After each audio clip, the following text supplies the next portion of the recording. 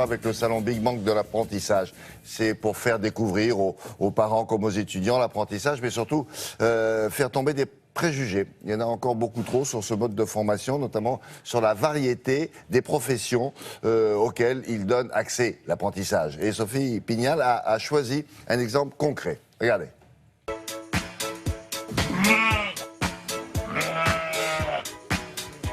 Parmi les métiers auxquels il est possible de se former via l'apprentissage, il y a celui d'auxiliaire spécialisé vétérinaire. Bonjour tout le monde, donc aujourd'hui on va commencer la semaine par la rage. On va parler de la législation sur la rage, donc avec plusieurs objectifs. J'adore les animaux, j'en ai énormément. J'ai des chiens, des poules, des canards, des pigeons, des furets, des lapins. J'avais envie de faire vétérinaire et j'avais pas de très bons résultats dans ma filière en scientifique. Je vous présente Luro, un peu foufou. C'est un métier qui consiste à aider le vétérinaire dans ses tâches, que ce soit pendant les consultations ou pendant les opérations. On accueille les clients qui viennent avec leurs animaux. En apprentissage, il y a 2 années d'études. Toujours leur parler, les caresser en douceur, quand ils ne sont pas méchants. La formation n'existe que depuis 30 ans.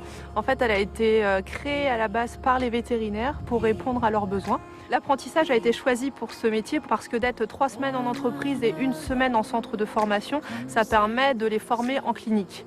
Et puis nous, on leur apporte le côté théorique. Au bout de 2 ans, elles sont autonomes, elles peuvent aller travailler dans la majorité des cliniques vétérinaires qui existent en France. Un peu ton oreille jusqu'à ce que tu aies commencé à appuyer. Voilà. Alors. Donc pour accéder à cette formation, il faut au moins aller jusqu'en seconde avec une admission en première et trouver un employeur qui vous prenne en contrat d'alternance. Pour entrer ici, on m'a demandé de faire des stages au préalable et d'avoir une clinique dans laquelle je pourrais suivre ma formation. C'était très difficile. J'ai été voir pas loin d'une 50aine de cliniques avant de trouver une clinique. Moi, je ne peux pas dépasser les 35 heures étant donné que je suis en contrat d'apprentissage. Et puis, alors, je suis donc 3 semaines en clinique vétérinaire et 1 semaine à l'école. Sur le Big Bang de l'apprentissage, les représentants du CFA de Rambouillet seront présents et pourront expliquer à tous ceux qui le souhaitent comment accéder à ce métier. Donc là, oui, donc on est aujourd'hui à la ferme. On va parler un petit peu plutôt véto-rural. Sur le Big Bang de l'apprentissage, vous pourrez nous trouver au stand 18.